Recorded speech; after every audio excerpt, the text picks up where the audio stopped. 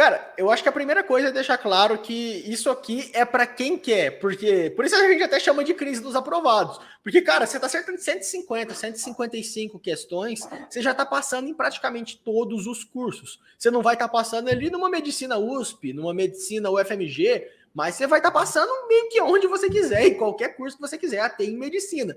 Então, é uma crise que existe, que eu diria que é a mais difícil de superar. Só que, por outro lado, ela não é necessariamente um obstáculo para todo mundo. Porque muita gente, ó, chegou em 155, já deu para mim, já tá bom, não quero mais do que isso. Só que, como a gente sabe que tem muita gente que tá lutando ali para passar do 160, a gente tem a obrigação de trazer esse aprofundamento para vocês, de explicar, tá, como que eu vou sair agora dessa crise do 150, crise do 155, que a gente dá o nome de crise dos aprovados. Mas, basicamente, o cara que está ali acertando 150, 155, é um cara que, primeiro, ele tem um domínio impecável daqueles conteúdos mais básicos, daquela base que a gente falou lá na crise do Baby. É um cara que estudou bastante conteúdo, passou por praticamente tudo, domina muito bem o que cai muito. Só que é um cara que também já passou da crise do 77. Então é um cara que já sabe também bastante aquilo que cai pouco. Mas e aí, o que eu faço agora? Pô, a base é forte, eu sei bastante o que cai muito, eu sei um pouco do que cai pouco. Como que eu vou subir agora a minha nota? O que eu vou fazer? Eu vou estudar mais conteúdo, eu vou ver mais aula, eu vou continuar vendo mais exercício? O que eu vou fazer para sair disso? E aqui realmente é um grande desafio. E até por isso que eu falei lá no começo da live, eu estudei um ano inteiro para sair de 158 para 168 questões. Porque não é um conhecimento fácil. Chega uma hora que não tem para onde você aumentar seus acertos. Chega uma hora que você tem que começar a lutar pelo topo. E agora, a primeira coisa que é importante para esse cara é ele falar, ó, eu vou sentar para fazer a prova e eu não vou sentar aqui para ir bem. Eu vou sentar para gabaritar a prova. Eu vou sentar para acertar todas as questões de matemática que aparecerem para mim. Não importa se eu vou pular ela no começo da prova, depois eu vou voltar e eu vou acertar isso. Essa é a postura que diferencia o cara que está ali estudando para conseguir até chegar no 150, 155 e o cara que já está nisso e precisa passar disso, precisa chegar em 165. Vamos pôr aí que é uma margem com segurança para passar em qualquer curso, qualquer mesmo, até medicina na USP.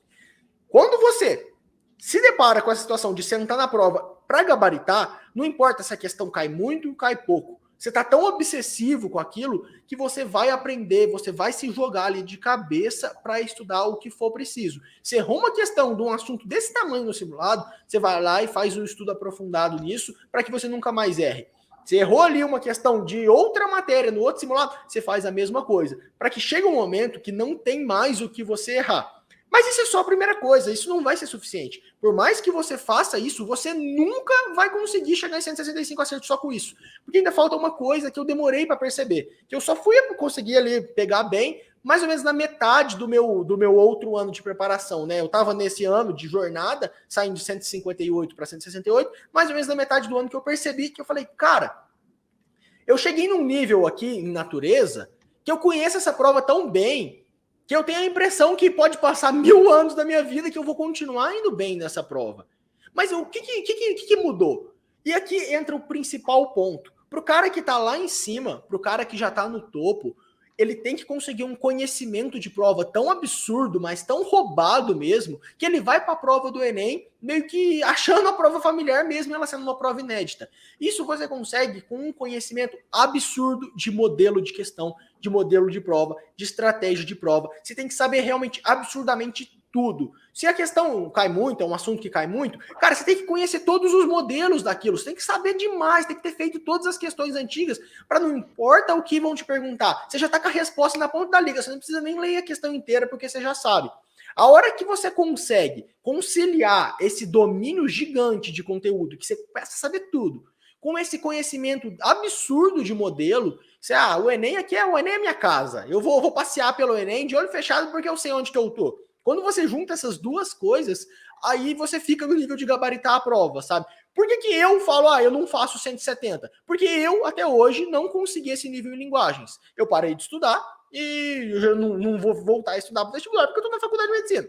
Então, Eu não consigo passar de 170 acertos por causa de linguagens. O pessoal até brinca, fala, até o meu gabarito, tá, chega natureza, 44, chega matemática, 44, 45, chega humanas, 44, linguagens, 37. Por que eu acerto 37 até hoje em linguagens? Porque eu não consegui esse domínio absurdo. Por mais que eu tenha conseguido o conteúdo, por mais que eu tenha estudado tudo, tenha dominado tudo, eu ainda não me sinto tão familiar com o modelo da prova de linguagens.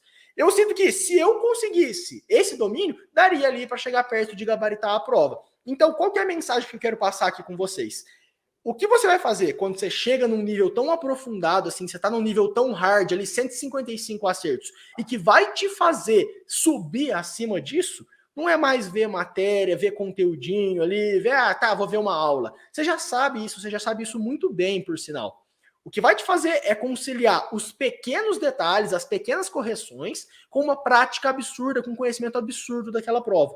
Porque aí sim você vai pegar ali todos os macetes, você para de ficar em dúvida entre duas alternativas, de tanto que você conhece. Você sabe que essa aqui está errada por isso. Por mais que dá para ficar em duas, você sempre sabe qual que é aquela que é a certa, qual que é aquela que é errada. Eu até brinco com o Matheus, né? Falar, isso aqui tem cara de Enem, essa resposta aqui é cara de Enem, é certeza.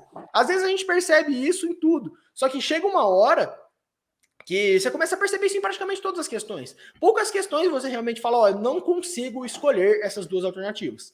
Então eu acho que o principal caminho para isso, para sair dessa crise do aprovado e chegar ali no nível absurdo, é seguir esses dois pilares. Primeiro, domínio absurdo completo do conteúdo. Segundo, um domínio absurdo e completo também do modelo, das características, das perguntas do Enem, até da linguagem que o Enem usa.